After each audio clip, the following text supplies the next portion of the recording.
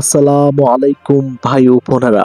বর্তমান যুগে যখন বিজ্ঞানের অগ্রগতি এবং নতুন নতুন আবিষ্কার আমাদের চমকে দেয়, তখন কিছু কিছু বিষয় এমনভাবে উঠে আসে যা পূর্বে অনেকের কাছে কল্পনা কিংবা অবিশ্বাস্য মনে হতে পারে।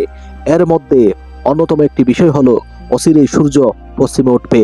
আপনি হয়তো শুনেছেন বিজ্ঞানী কিংবা গবেষকরা এখন এমন একটি বিষয় নিয়ে আলোচনা করছেন যা আগে শুধুমাত্র ধর্মীয় বা আধ্যাত্মিক গ্রন্থে পাওয়া যেত, কিন্তু আজকের বিজ্ঞানও এটি মান্য করতে বাধ্য হচ্ছে।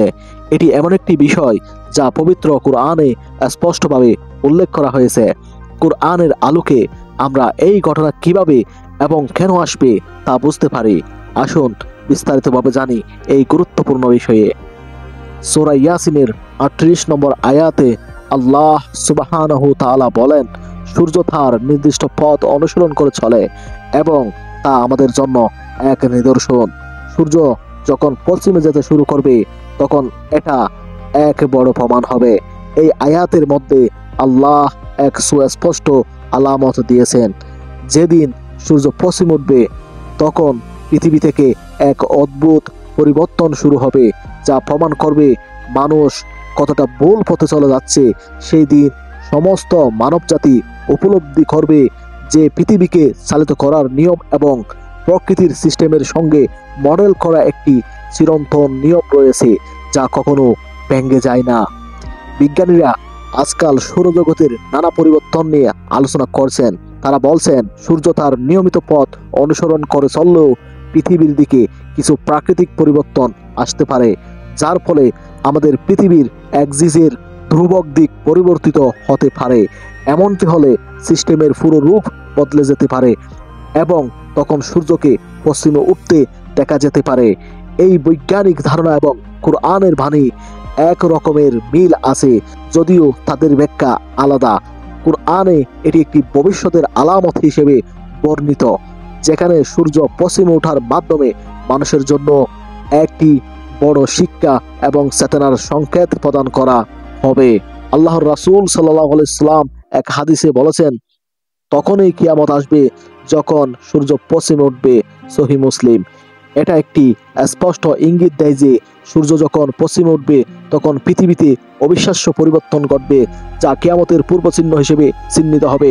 মানুষ তখন জানতে পারবে যে তার সমস্ত কাজ এবং বিশ্বাস ভ্রান্ত ছিল, আর এখন একমাত্র সৎ জীবন ও আল্লাহর দিকে ফিরে আসা জরুরি।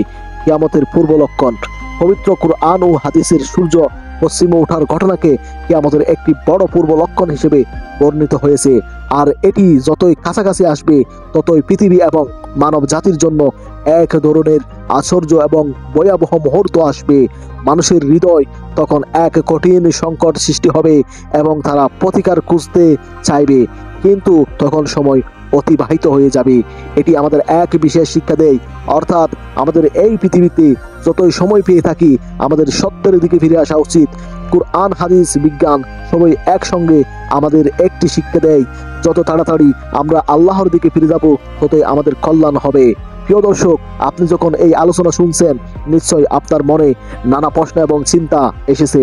এই পৃথিবী, তার নিয়ম এবং তার অদৃশ্য রহস্যগুলো কখনোই সম্পূর্ণভাবে উপলব্ধি করা সম্ভব নয়।